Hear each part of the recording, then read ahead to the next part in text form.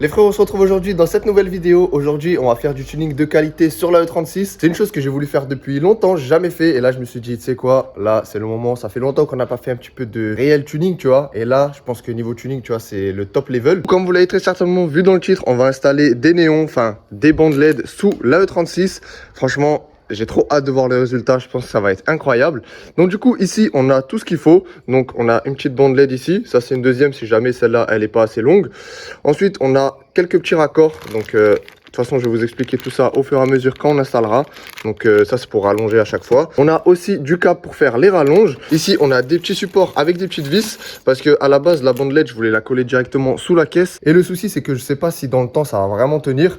Donc j'ai préféré prendre des petits supports. Donc ça, en fait, on va venir le découper pile à la bonne longueur, sauf si ça fait déjà la bonne longueur. On va le fixer comme ça sous la caisse et la bande LED, on va la coller là-dedans. Donc en plus de ça, ça évitera de devoir nettoyer tout le dessous de la caisse pour que ça soit vraiment super jaded. Là, ça sera propre, hein, vu que c'est tout neuf. En plus de ça, ça va venir aussi protéger la LED. Ça évitera qu'elle prenne trop tarif.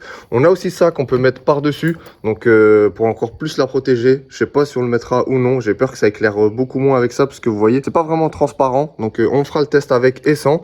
Ensuite là, on a la petite télécommande pour pouvoir gérer tout ça. Et la dernière petite chose, c'est notre alimentation avec le contrôleur. Donc vous voyez, c'est ce petit truc là qui va nous permettre de gérer les LED avec la télécommande. Pour l'alimentation, moi je vais pas garder ce type là. Donc moi ce que je vais faire, c'est que je vais juste couper ici, récupérer les deux fils. Donc c'est juste un plus un moins, rien de compliqué. Et ensuite moi je vais tirer directement un plus de la batterie avec un petit fusible. Et ensuite vous allez voir, je vais me repiquer à l'intérieur de la caisse pour éviter de devoir ajouter de nouveau un petit bouton quelque part dans la caisse. Je vais tout simplement réutiliser le bouton des anti-brouillard arrière. Donc vu que de toute façon sur piste ou quoi, je m'en sers pas du tout. Donc autant réutiliser ça.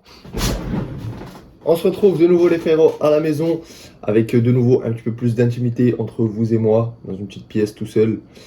On va arrêter là, ça commence à devenir chelou. Encore une fois, un grand merci à Car Vertical de sponsoriser cette vidéo. Et merci aussi à eux d'avoir mis en place le code promo Road2Drift qui vous permet d'avoir 20% de réduction sur tous les rapports que vous voulez effectuer. Comme d'habitude, vous avez le lien dans la description si vous voulez juste cliquer. Et là, vous allez voir que Car Vertical, ils ont refait tout le site complètement. Il y a vraiment pas mal de nouvelles choses. Vous allez voir tout le rapport est revu vraiment différemment. Donc, on va checker ça ensemble. Bim! Et nous voilà sur un nouveau rapport Car Vertical. Donc, en fait, les frérots, ce qu'ils ont fait pour repenser tout le site, ils ont collecté vraiment toutes les informations des utilisateurs et ce qui intéressait le plus les gens dans les rapports. Et là, ils les ont mis directement au début du rapport. Si vous êtes sur un lieu où vous êtes en train d'acheter une voiture et vous voulez faire votre rapport Car Vertical rapidement, directement dès le début, vous perdez pas de temps, vous avez toutes les informations sans vous casser la tête à trop scroller. Donc ça va vous prendre littéralement 5 minutes de tout savoir sur le véhicule. Ici, on a toujours le petit descriptif rapide pour jeter un petit coup d'œil en vitesse, voir si tout va bien. En l'occurrence là, on voit que ce Porsche Cayenne, c'est pas foufou. Ça change pas, on a toujours l'information du vol, le kilométrage requiert ton attention. Tu rentres dans le rapport, tu vois ça, tu sais que tu vas pas être très heureux. Ensuite, on a toujours l'information si le véhicule a été accidenté ou non. Et là, on a un nouveau petit truc. Ils ont enlevé la case qui était taxi. Ils ont remplacé ça par financier et juridique. Ça, franchement, c'est vraiment pas mal. Pour le coup, on voit que tout a l'air good. Et j'en profite pour vous rappeler que Car Vertical travaille avec des compagnies d'assurance dans plusieurs pays. C'est pour ça que vous arrivez à avoir toutes ces photos-là dans les rapports. Bien évidemment, si la voiture n'a pas été sinistrée, vous n'allez pas avoir de photos. Et d'un côté, tant mieux. Et directement après les photos, ils ont mis la deuxième chose pour moi qui est la plus importante quand tu fais un rapport, c'est de savoir si le kilométrage est bien réel ou non. Ils ont retravaillé aussi le visuel avec un nouveau graphique, des nouvelles informations juste ici. À la suite de ça, vous avez l'onglet dommages qui lui est en rapport avec les photos. Donc ça va vous donner un petit peu plus de détails. On voit que le véhicule a été endommagé 2 fois. Estimation des coûts de réparation, 17 000 €. On a toujours le petit onglet pour savoir si le véhicule a été volé ou non. Et là, un nouveau petit onglet qui est fort sympathique. Vous allez pouvoir savoir quand le dernier contrôle technique a été fait, si le véhicule a été mis épave un jour ou non, s'il a été exporté. Celui-là, il a été importé en France en 2021. Vous allez pouvoir savoir si le véhicule est passé par une entreprise de location ou de leasing. Vraiment une bête d'information parce qu'on sait tous que les véhicules de loc, ils ont déjà bien pris tarif. Et enfin, pour terminer le rapport, vous avez toutes les informations que Car Vertical a réussi à collecter. Tout ça dans l'ordre chronologique pour vous faciliter la vie. Et voilà les frérots, si vous voulez franchir le pas pour votre prochaine voiture, vous avez mon code promo Road2Drift qui vous permet d'obtenir 20% de réduction sur tous les rapports que vous voulez effectuer. Et sinon, vous avez le lien directement dans la description. Donc c'est parti, on commence avec les supports. On va commencer par le côté, puisqu'à mon avis, ce sera le plus simple. Et ensuite, on fera tout le tour de la caisse. J'aimerais bien en mettre 4, donc une de chaque côté, une derrière plus une devant. Le but, c'est de le mettre quelque part comme ça ici. Par exemple, sur la E30, ça aurait été plus simple parce que vous avez le longeon qui passe ici et il y a un petit rebord. Donc je l'aurais mis derrière le rebord, on l'aurait pas vu du tout. D'ici, je pense pas qu'on le verra non plus. En plus, c'est top parce que c'est entre les deux points de levage. Donc au moment de lever la voiture ou quoi que ce soit, ça viendra pas gêner. On va partir sur ça. Je vais chercher les petits attaches. Donc je pense que j'en mettrai 3 ou 4, je pense. En tout cas, sur déjà un à chaque extrémité.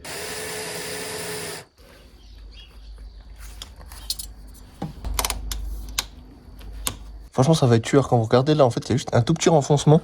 Genre là, attendez, je vais décaler. Vous voyez là, juste là, ça remonte. En fait, je vais le caler là-dedans. Et du coup, ça fait que bah, ça va pas se voir. Bon, du coup, ça tient, mais c'est pas non plus... C'est pas trop la folie non plus. Donc, bon...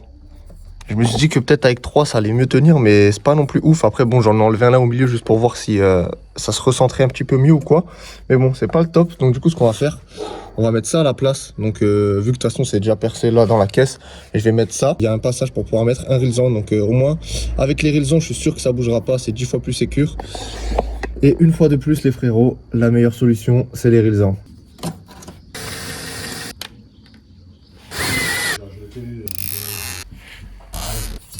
J'ai mis 3 fixations, je pense que ça va largement le faire et en vrai j'ai 10 fois plus confiance avec des rilsans qu'avec les supports d'avant. Au moins là je suis sûr qu'une fois serré, tu vois, ça va pas partir, c'est sûr et certain. J'ai plus qu'à faire la même chose pour fixer de l'autre côté, derrière. Et pour l'avant, faut que je réfléchisse encore, je pense que je vais le mettre sur le pare-choc. Et certainement vu que c'est du plastique, à se nettoyer ça va être beaucoup plus simple que le dessous de la caisse. Donc peut-être je vais juste tout simplement coller la bandelette dessus. De toute façon on n'y est pas encore, l'avant ça sera vraiment le truc que je ferai en tout dernier.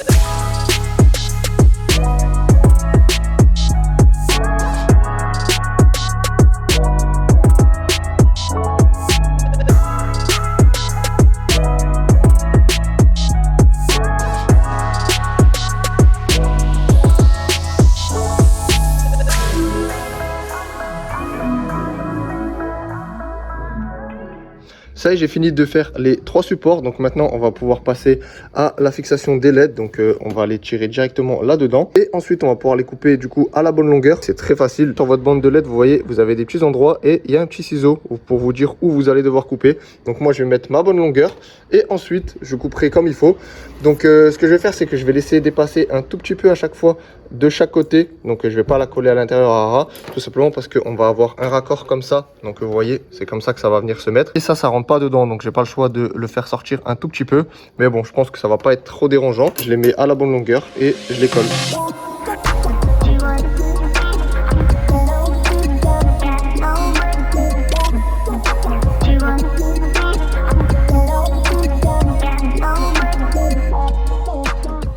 Pour les supports, c'est good. Maintenant, on va passer au truc, à mon avis, le plus chiant. C'est de trouver par où passer les câbles. Donc, vu qu'on va avoir l'alimentation qui sera ici, ensuite, il va falloir directement descendre sous la voiture. Donc là, maintenant, il faut que je trouve par où descendre pour relier ensuite chaque LED. On va utiliser ce câble-là que je vais rallonger moi-même à la bonne longueur. Parce que j'aimerais bien, au lieu de faire passer toute la rallonge sous la caisse, j'aimerais bien réussir, après chaque LED, à re-rentrer dans la caisse pour que le câble il soit à l'intérieur et qu'il prenne le moins tarif. Il y a le faisceau qui est là d'origine, donc peut-être remonter à cet endroit là et ensuite reprendre le faisceau d'origine pour passer là derrière le panneau. Et ensuite vous voyez là-bas il y a un passe-fil, passer par ici et ensuite redescendre pareil sous la caisse et ainsi de suite pour arriver jusqu'à devant. Je me lance dans la recherche par où passer et une fois que j'ai ça, c'est parti, je le fais. De toute façon là c'est que du tirage de câble, donc à mon avis je ferai ça en accéléré.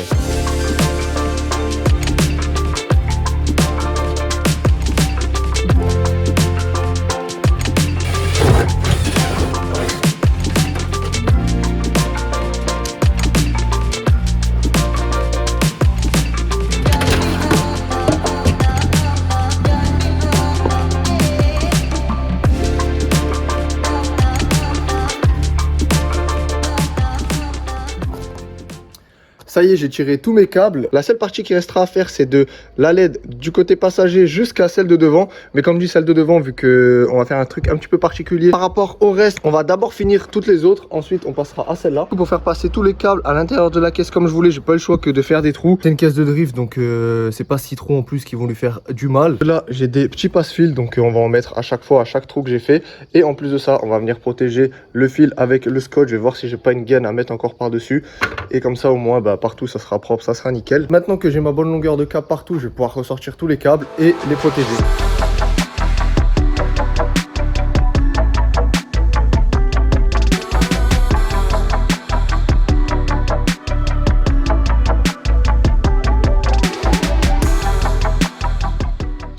Ça y est les frérots, tous les câbles sont passés des deux côtés. Donc là et là, c'est good.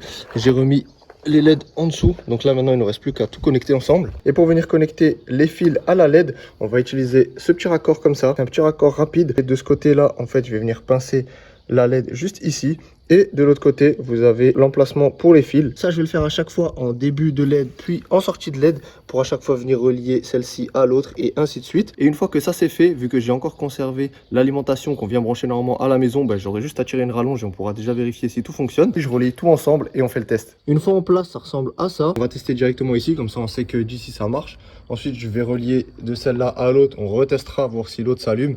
Et voilà, comme ça au moins, ça va m'éviter à la fin, si ça marche pas, de devoir chercher exactement d'où ça vient. Là au moins, on fait tout par étapes. Et la dernière petite chose à faire avant de pouvoir tester, on a du coup l'alimentation qui est ici. Là, c'est ce que je vous disais il y a 2 minutes. J'ai laissé encore celui d'origine. Et comme ça, on va pouvoir le brancher comme ça encore pour faire les tests. Avant de brancher la vraie alimentation qui viendra de la batterie. Et vous voyez, là, de ce côté, bah, du coup, il faut quand même brancher ça à la LED. Donc, ce que je vais faire là, ici, vous voyez, j'ai un petit adaptateur qui vient se mettre là-dedans. Et moi, je vais juste ressouder en gros les câbles ici sur mon fil qui vient de la LED. Et comme ça, au moins, bah, ça sera fait, parce que dans tous les cas, je dois le faire. Et après, bah, on pourra faire le test.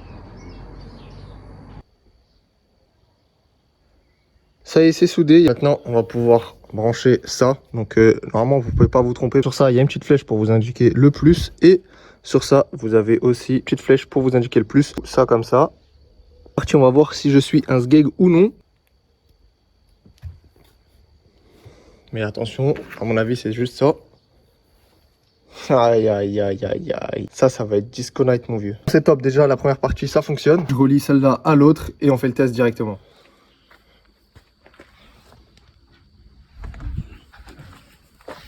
Là, attends, pour l'instant.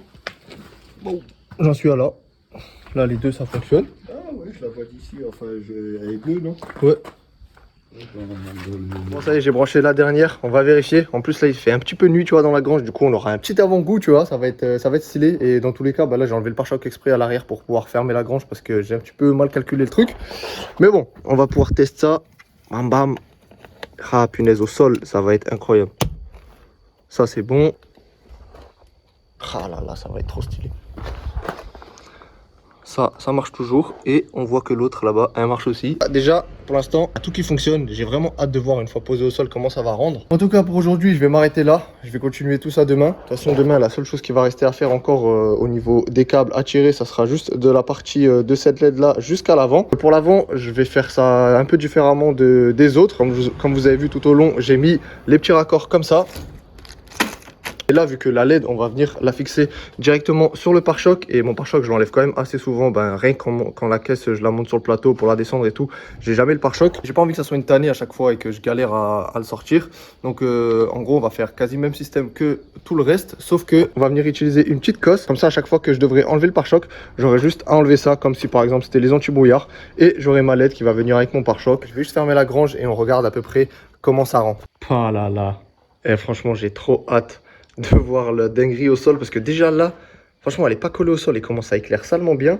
Ici, bon, ça éclaire beaucoup moins parce que la LED déjà, elle est beaucoup plus haute que le côté. Mais oh, ça va être incroyable. Et j'ai trop hâte de voir le résultat. Attends, là mon gars, ça c'est le mode tuning x1000 là. Attends, je sais même pas commencer là. Voilà.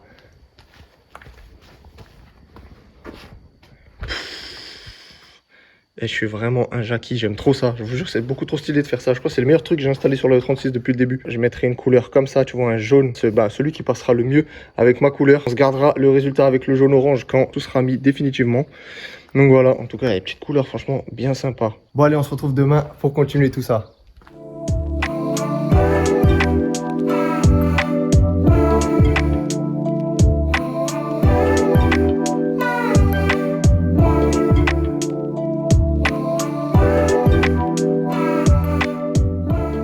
Hier soir, j'ai tiré le dernier câble qui restait à tirer de la LED ici jusqu'à devant. Donc du coup, j'ai fait passer dans la caisse, tout est nickel. Il ressort ici, bam bam, il court jusqu'à là.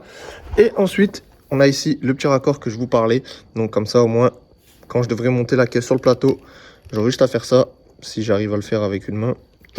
Voilà. Là, j'ai vraiment eu de la chance parce que au niveau de la longueur, c'est vraiment tout pile. J'avais plus de rallonge, vraiment le bout du bout là. Maintenant, la dernière chose à faire, c'est coller la bande LED sous le pare-choc. Ça, bah, ça passera comme ça ici. Je vais juste agrandir le trou pour avoir de la marge. Encore un petit peu de soudure et après on pourra tester tout le tour de la caisse et on pourra passer à l'alimentation et on en aura enfin fini.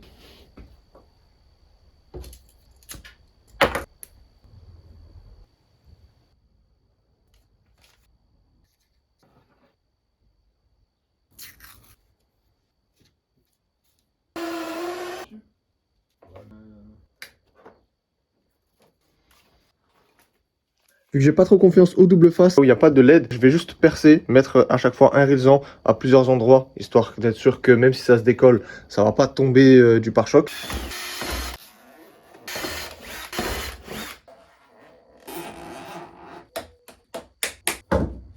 Et voilà le travail, franchement, avec les petits rilsans comme ça, je trouve ça rend grave bien. Là, j'ai mis aussi un petit rilsan pour tenir le petit câble ici.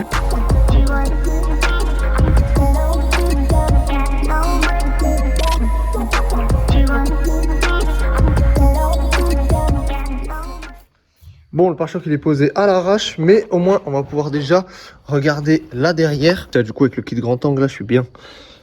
Oh punaise, regardez. Incroyable, c'est parfait. Et en plus, là, j'ai encore un tout petit peu de marge. Hop, bim. Et en plus de ça, le pare-choc il n'est pas encore comme il faut. Donc, une fois qu'il sera mis exactement dans la bonne position, vous voyez, on va encore gratter un petit peu de nouveau. Donc, franchement, ça va être parfait. Franchement, je suis choqué comment ça tombe vraiment tout pile bien comme il faut en face. Si j'avais calculé, mesuré et tout pour que ça tombe en face comme ça, jamais de la vie j'aurais réussi. Théoriquement, maintenant, ça devrait fonctionner. Enfin, toutes les LED devraient s'allumer. On va prendre ça. Bim. Ça ici. On va faire le petit tour. Donc, elle, c'est bon. Celle-là, on verra pas, il fait trop jour, mais c'est bon aussi. Ici, c'est bon. Et maintenant, suspense devant. Ça fonctionne aussi. Oh là là, j'ai trop hâte de voir là. Putain, pourquoi il fait pas nuit déjà juste en l'air comme ça? Je pense que la face avant comme ça va rendre trop bien. Avec la petite LED comme ça en dessous, ça va être tueur. Bon, finalement, j'avais fort la flemme de tirer un câble de là-bas jusqu'à ici et tout, relou, tu vois. Surtout qu'en plus, ça consomme rien du tout. Donc, j'ai trouvé un petit plus permanent, parce que les néons, je vais les mettre sur un plus permanent comme ça. Quand je suis dehors de la voiture, je vais appuyer et faire le kéké. J'ai pas besoin de démarrer la voiture ou mettre le contact ou quoi que ce soit, tu vois. Cette prise-là, en fait, à la base, c'était branché là-dessus. Je sais pas exactement à quoi ça sert. Moi, tout ce que je sais, c'est qu'en gros, quand je débranche ma batterie, il fait un bruit comme quand, par exemple, t'as un défaut qui apparaît sur les dernières BM, ça fait un sting comme ça, chelou. En soi, moi, je m'en fous, tu vois, ça me sert à rien du tout. Donc, je vais récupérer le petit plus permanent qui est ici. Pour ceux qui n'ont jamais cherché de plus, que ce soit permanent, après contact ou quoi, c'est grave bidon. Et ce qui est vraiment tueur, les frérots, à utiliser, c'est une lampe témoin. Franchement, depuis que j'ai découvert ce truc-là, j'utilise vraiment très rarement le multimètre. En tout cas, pour chercher un plus ou une masse, c'est vraiment le top du top. Donc en vrai, il n'y a rien de compliqué. La pince, tu viens la mettre ici sur un plus ou un moins en fonction de ce que tu veux chercher. Si tu cherches une masse ou si tu cherches un plus. Pour le coup, je cherche un plus. Donc du coup, j'ai branché ma pince sur une masse. Et là, tu viens juste mettre la lampe témoin dans les connectiques, et moi en l'occurrence c'est celui-là, donc je vais essayer à une main. Ah, le galérien, voilà, et vous voyez ça s'allume. Donc moi j'ai mon petit plus permanent qui est juste ici. Et si jamais vous voulez chercher par exemple un plus après contact, bah, vous faites exactement la même manip, mais la seule chose qu'il y a à faire, vous avez juste à mettre le contact. Si la lampe s'allume, vous restez dessus, vous enlevez le contact, et si ça s'éteint, et que du coup c'est bien un plus après contact. Donc voilà les frérots, il n'y a rien de bien compliqué. Je sais que pour certains ça paraît super bidon. Je sais que ça, si je l'avais appris plus tôt, ça m'aurait servi de ouf d'avoir une lampe témoin comme ça. Tu te casses 10 fois moins la tête pour beaucoup de choses. Le plus permanent que je vais récupérer là-bas, je vais le souder ici au bout, et comme ça le plus il va passer là direct dedans, il va rentrer dans le bouton. En gros, la fonction du bouton, c'est juste que le courant il va être bloqué ici. Quand je vais appuyer comme ça, et ben il va faire un petit pont et le courant va pouvoir ressortir de l'autre côté. Et moi de l'autre côté, je vais tout simplement mettre mon petit contrôleur et ma petite alimentation pour pouvoir allumer les LED. Vous voyez, il n'y a vraiment rien de compliqué en vrai. Et de l'autre côté, il faut juste une petite masse. Donc moi, je vais venir souder un câble ici. Et vous voyez là, ici, vu qu'il y a plein de masses, juste à côté de là où va y avoir le bouton, il va être posé là-haut. Donc bah, du coup, je vais juste venir relier ça ici avec tout le reste. Si j'ai pas fait de la merde, normalement, c'est censé fonctionner. Là, c'est un petit montage à blanc, sauf pour la lime, tout est bon. Ça, c'est définitif. Après, bien sûr, je mettrai encore du scotch et tout pour que ça soit propre, nickel. Mais pour le reste, il faudra que je le peaufine. Après, bien évidemment, je vais le caler tout bien, tout propre. Après, bon, j'ai envie de vous dire, quand vous voyez tout ça là, Moi, je vois ça, perso, j'ai envie de mourir. J'ai acheté la voiture, c'était déjà comme ça. En vrai, il manque juste le cash, mais vu que là, c'est une caisse de drift, je me dis qu'il y a beaucoup de choses là qui servent à plus rien du tout et qu'on va pouvoir supprimer. Donc, je pense que j'en ferai une vidéo à un moment. Pour l'instant, c'est pas ma priorité. Donc, ça va rester comme ça pour l'instant. Mais je vais pas vous mentir que j'ai très hâte de faire en sorte de minimaliser à mort le faisceau. Ça va être 10 fois plus joli. Et le peu qui restera, le faire vraiment passer proprement quelque part, histoire qu'on voit vraiment pas beaucoup de faisceau. Ça va être du taf, mais à la fin, le rendu va être vraiment incroyable. Bon, je viens de finir d'expliquer tout le branchement et je viens de m'apercevoir que ça filmait pas. Et du coup, c'est génial, je vais pouvoir tout recommencer. Ça part d'ici, tac, tac, ça descend, c'est le fil qui est là. Ça rentre là-dedans. Ensuite, une fois que j'appuierai sur le bouton comme ça, le plus, il va ressortir sur ce câble ici. Et vous voyez que là, j'ai ressoudé directement sur le contrôleur le plus. Donc, au niveau du plus, c'est bon, tout est nickel. Il y a le deuxième câble qui est la masse. Donc, pareil, j'ai ressoudé un câble dessus pour pouvoir le rallonger vu qu'il était tout petit. Et la masse, je l'ai ramené, comme je vous ai dit avant, directement là où il y a toutes les masses. Donc, malheureusement, j'ai pas la bonne cosse. Donc, je laisse comme ça pour le moment. Demain, j'irai en acheter une. Comme ça, on pourra l'assertir et le mettre définitivement. Et bien évidemment, en sortie de contrôleur, on a directement la première LED sur le plus permanent que j'ai pris. Logiquement, il est censé aller à la boîte à fusible et passer par un fusible. Donc ça, il faut que je vérifie encore parce que sinon le circuit va pas être protégé. Je vérifierai ça après et si jamais il n'y a pas de fusible, j'en rajouterai un moi-même. Maintenant, on va voir s'il se passe quelque chose ou non. Bon. Déjà, pour l'instant, il n'y a pas de bruit chelou, il n'y a pas de flamme qui sort de nulle part. Ça sent pas le cramer, rien du tout. Donc maintenant, notre petit bouton qui est là. Ok, il était déjà enfoncé. Je dois faire ça. Et ça fonctionne. Je suis trop content. Je vous jure, j'ai l'impression j'ai fabriqué une fusée et elle va décoller. Alors que rien du tout, frère. J'ai juste branché des petites LED comme ça. Oh là là, mais comme c'est incroyable. Je suis trop content que ça fonctionne. Bim! Maintenant, ce que je veux voir, c'est si je laisse la télécommande sur on et que je viens couper le bouton, est-ce que ça vient couper? Pas les gars, incroyable, beaucoup trop stylé. La télécommande, elle va me servir plus qu'à choisir la couleur. Après, de toute façon, je pense que je laisserai ce qui se rapproche le plus du jaune de ma caisse, parce que c'est ce qui va faire le plus joli. Elle, je la laisserai quand même dans la voiture quelque part, si jamais je veux faire un petit peu plus le kéké et mettre d'autres couleurs. Il reste plus qu'à tout faire au propre. Là où j'ai mis les raccords sur la caisse, il faut que je mette encore du scotch, que je les fasse tenir. Je vais peut-être remettre des fixations avec des rilsans pour être sûr que ça bouge pas. Le plus gros là en soi, là il est fait. Demain soir, on se retrouve de nouveau pour terminer tout ça. Ce soir, je suis content, je vais bien dormir là. J'ai mon truc, ça fonctionne. Ah putain, quand ça marche comme ça, c'est trop bien. Donc bon les frérots, c'est parti, on se retrouve demain.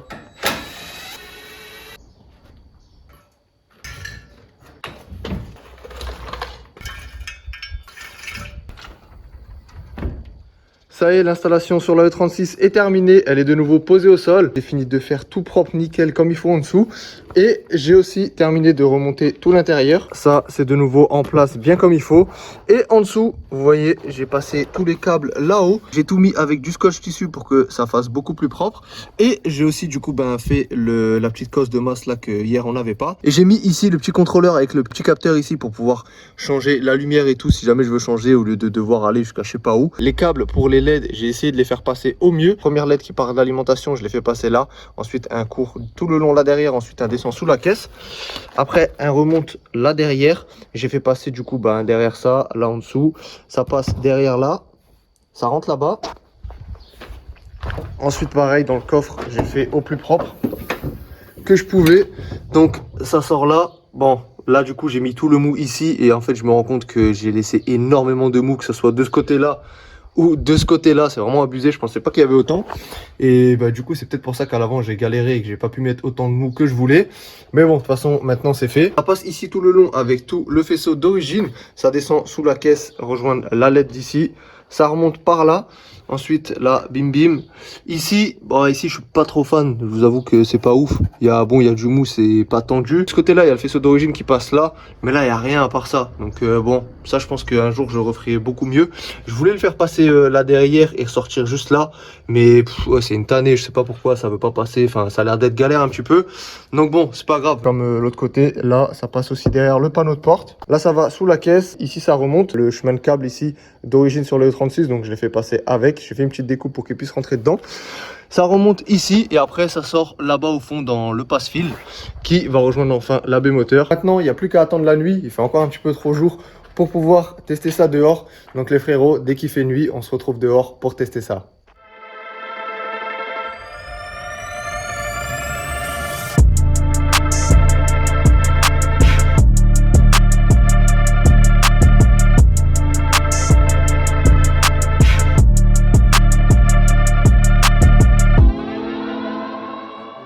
J'ose carrément pas parler fort parce qu'il est quasiment 22 h. Je suis au milieu de mon village, gros. Il n'y a pas un bruit à part ces foutus canards là qui foutent la merde. Mais le rendu, les gars, je vous jure, c'est un truc de ouf. Je suis trop content.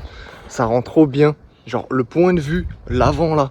Oh là là, comment c'est énervé. Il y a la déco et tout sur la caisse. Ça fait vraiment trop une caisse de Need for Speed. Par contre, au niveau couleur, je sais pas si je vais laisser ça. On va en profiter. Si déjà on est là, on va tester les autres couleurs. Ça fait beaucoup trop foncé, je trouve, par rapport à la couleur de la caisse. Genre ça fait limite rouge, j'aime pas trop. Mais moi, j'aurais bien mis du blanc. Parce que le blanc, franchement, ça a l'air de claquer aussi. Je sais pas c'est quoi le mieux, entre mettre le blanc ou le jaune. Le jaune, ce qui est tueur, c'est surtout quand on regarde de la face avant.